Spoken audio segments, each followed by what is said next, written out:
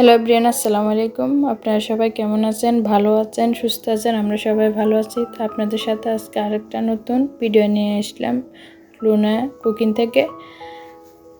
তো আজকে সকালে ঘুম থেকে উঠে নাস্তা পানি খেয়ে অনেক দিন ধরে আমার চুলাটা তুলে রেখে দিয়েছিলাম। এটা আমি যখন ভাড়া বাসায় ছিলাম তখন এটা ব্যবহার করছিলাম। এটা হচ্ছে লাইনের গ্যাসের চুলা, এই সিলিন্ডারের চুলা।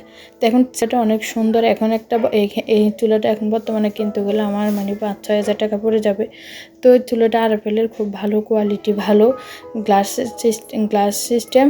তো কী করলাম, চুলাটা একটু ভিতরে একটু ঝাং ধরে গেছে আর একটা কি জানি নষ্ট হয়ে গেছে। তখন এটা যে 500 টাকা চালান দিচ্ছি একটা মিস্ত্রি এনে, এখন পুরাই আমার চুলাটা একদম নতুন হয়ে গেছে, চকচকে। তো এই চুলাটা রেডি করে আমি এদিকে বাইরে চলে গেলাম। আজকে ছেলে মেয়েদের এখন তো পরীক্ষা শুরু হয়ে গেল, ক্লাস 8-এর, তারপরে ক্লাস 10-এর। এখন এমনি টেস্ট পরীক্ষা চলতেছে। তো ওদের অনেক ওদের স্কুলে চলে গেলাম, বেতনগুলো দিয়ে আসতাম। ওদের বেতন না দিলে গেলে মাছের দিবে না। তো আমার এদিকে 2 মাসের বেতনটা স্কুলে জমা হয়ে গেছে। তো ওইদিকে বেতনটা দিয়ে আসি, ছেলে মেয়েকে বসিয়ে দিয়ে বরাবরই বসিয়ে দিয়ে আসলাম। ওদের সব কমপ্লিট করে মাছেরটা হাতে নিয়ে তো আমি আসি একটা দোকানে চলে গেলাম। ছোট ছেলেটাকে নিয়ে গেলাম। তো ওরা তো ছোট মানুষ, বুঝে না এটা সেটা ওইটা নেবে। তো আমার থেকে তেমন আমার টাকা ছিল না। তো আমি বাসার জন্য একটা বেলুন নিলাম, আর এদিকে একটা ছোটো বাচ্চা, আমার ছোটো ছেলের জন্য একটা প্লেট নিচ্ছি, আর ওর জন্য একটা পাঙ্খা নিচ্ছি। তো এখন তো গরম, প্রায় বেশিরভাগ তো গরম পড়েও বাহিরে দিকে আমার সাথে যাই, তো বললাম আমাকে পাঙ্খাটা কিনে দাও। তো আমি খেলনা না কিনে দিয়ে পাঙ্খাটা কিনে দিলাম। খুব ছোটো হলে অনেক বাতাসটা অনেক গায়ে লাগে। তো আসার সময় দেখি একটা মাছালা বসে রয়েছে। তো ওই বাইর থেকে আমি 1 কেজি মাছ নিলাম। তো এগুলো কারা কারা পছন্দ করেন, এগুলো আমাদের দেশে গ্রামে চেও মাছই বলে, তো আমরা এগুলো অনেক পছন্দ করি। তো একসাথে 1 কেজি চেও মাছ নিয়ে আসলাম। মাছগুলা আনিয়ে থালির মেয়েতে ঢেলে দেখলে মাছগুলো এমনি মরা হইলো, অনেক তাজা। কয়েকটা জেতা ছিল আরগুলা মরা। তো ওগুলো রেখে দিয়ে আমি খিদে লেগেছে।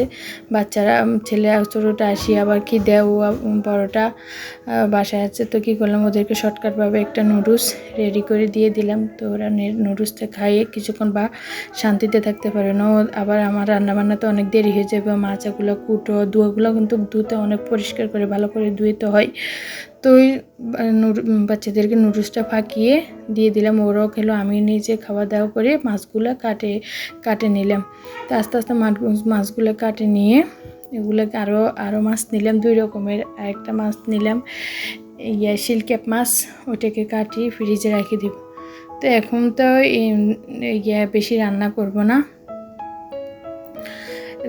অতিরিক্ত রান্না করব না, তাড়াতাড়ি শর্টকাটভাবে মাছটাকে ধুয়ে ভালো করে পরিষ্কার করে এই মাছটাকে আমি কী করলাম, হালকা জল করে পাতোড়া করলাম।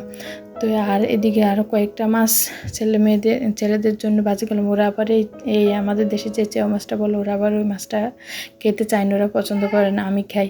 তো ওদের জন্য আবার কয়েকটা শিলক্যাপ মাছ ভাজি করে রেখে দিলাম। আর এদিকে আবার দেখি যে কিছুক্ষণ পরে আবার আরেকটা লোক মাছ নিয়ে আসলো। কি মাছ? লইট্টা মাছ, একদম থরথরে সাদা লইট্টা মাছটা।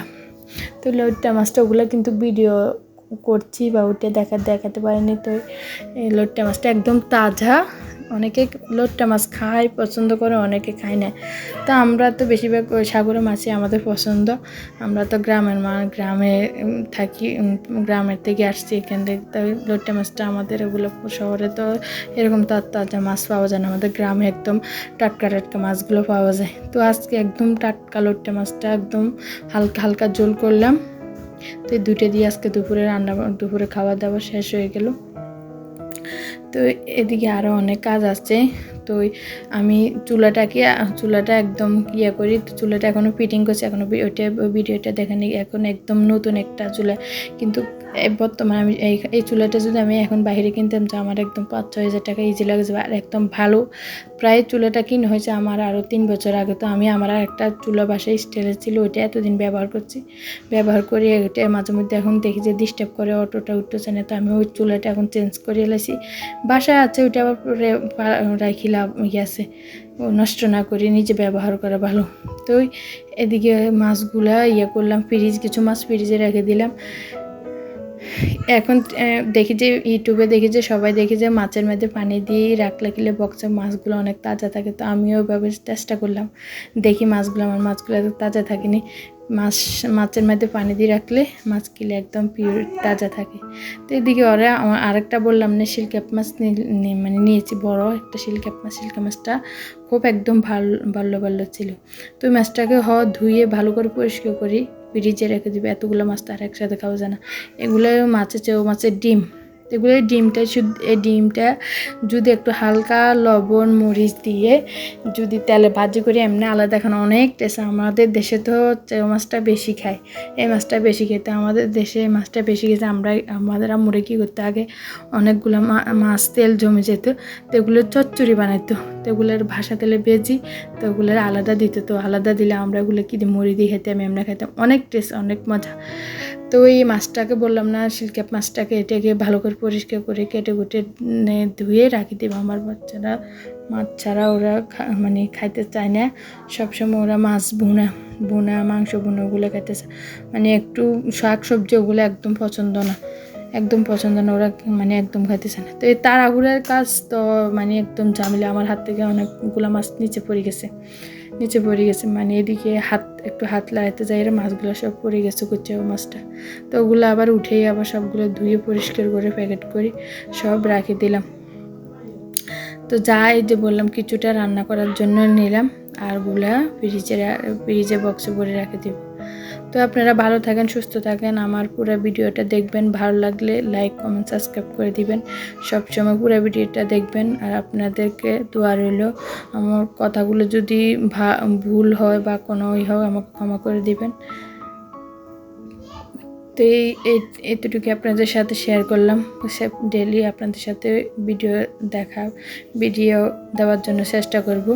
আর আপনারা সব